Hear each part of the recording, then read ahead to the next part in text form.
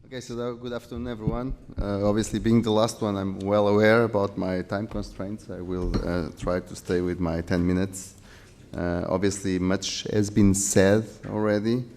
I will, let me just try, yeah, I cannot make it. Trying to mark it the 10 minutes. So much has been said already, right? I don't want to repeat. This will be difficult probably to not repeat what has been said already, but of course, I guess I can bring here somehow different perspective or complementary perspective to what has been said, in particular taking into consideration that I have most of my career being done around the utilities industry and sector. So I work for SAP. In SAP, I've been focusing just on this industry utilities, which in many ways will be for sure a critical operator about this digital energy network, right? In particular considering the electricity sector and of course the particular nature of the electricity sector of obviously being pretty much a real-time type of operating model that the energy sector can do. Now we all listened before in the introduction to the 3Ds, right, that are now coming to the energy sector, right, around decarbonization, decentralization, digitalization. And of course, I mean, this tells a lot about what's going on, and of course it tells in particular about the tremendous challenge that utilities will need to face. So one of the key things that many times I show in my presentation, I think it is known, this idea that overall, right, the value of the energy is declining over the time. So what we see, obviously, with the new emerging generation technologies, we see, in particular, the marginal costs of power generation going close to zero. And obviously, this is a tremendous disruption out there, and obviously also a tremendous opportunity. Of course, on the other hand, right, as we see the value of energy declining, we see that there is a tremendous need to coordinate all these elements that are now becoming connected to the grids, right? And this is the third D around digitalization. This is obviously the third, the crucial investment that is now needed to be done by utilities to operate in the new energy markets. So, I mean, I would like obviously to highlight the fact that there are different things being done nowadays in different member states. Obviously, the different member states are, I would say, facing this challenge in a serious way. There are important investments taking place at the level of the infrastructure, right? So the infrastructure needs to accommodate this change.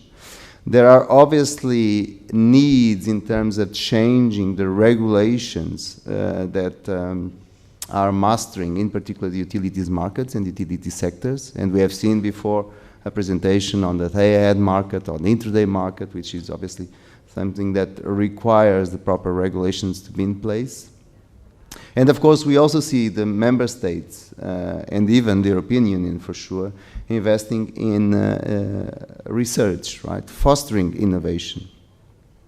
I mean, there are, for example, 3 projects that I would highlight here, right, projects that are currently looking at the new energy models and new energy markets. So you might find information about one called Flexicency. So this is a major European Union funded project that is looking at ways of creating a common marketplace for all the utilities operators to publish their services on a pan-European basis to show or to be able to act and play in each of the different European markets. Another one is Future Flow, looking at cross-border dispatching possibilities among southern and central European countries that are involved there. Or another one that is called Intergrid, that is looking at flexicency and flexibility and demand response possibilities. So all these are important European Union projects that are bringing together the industry stakeholders, also the IT companies, also my company, SAP, where we are able to demonstrate how the new energy world will operate in the future. And this is obviously a result of a strong collaboration between multiple stakeholders and obviously an important focus on digitalization of business processes and enabling real-time capabilities that are in place. Finally, I think we should also highlight, right, that the world is changing. Also, is changing in terms of the different technologies that we have available. And one crucial aspect to support this new energy model has a lot to do with predictive models that are coming into place, being able to predict what will happen in the next days, months, years, sometimes in the next second, so that we can quickly react to business events and demand-side events and other type of events.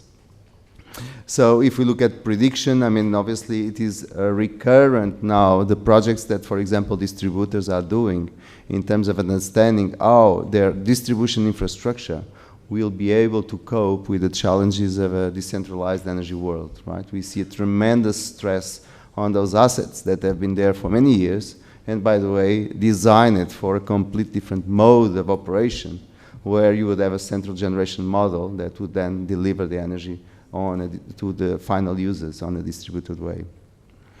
Then maybe finally, right, to say that the strong focus that we see now and also that we are having also as a company here is obviously on integration, in particular to operational technologies, the so-called IoT integration models, so that we can start bringing all this data into the business decision processes that we have in the companies, right? And also, obviously, to the core business activity that and the value proposition that utilities can offer to the final consumers, but also, of course, for the overall stakeholders and society in general. So the key challenge is about integrating these two worlds, the infrastructure world, the technology world, the individual appliance world, and obviously also with the consumer behavior, right, in front of those technical details, but also in front of the financial commercial incentives that the utilities operators will be putting out there. So this is, pretty much, I guess, what I would have to say as a summary, and obviously not taking too much time out of the coming lunch. Thank you very much.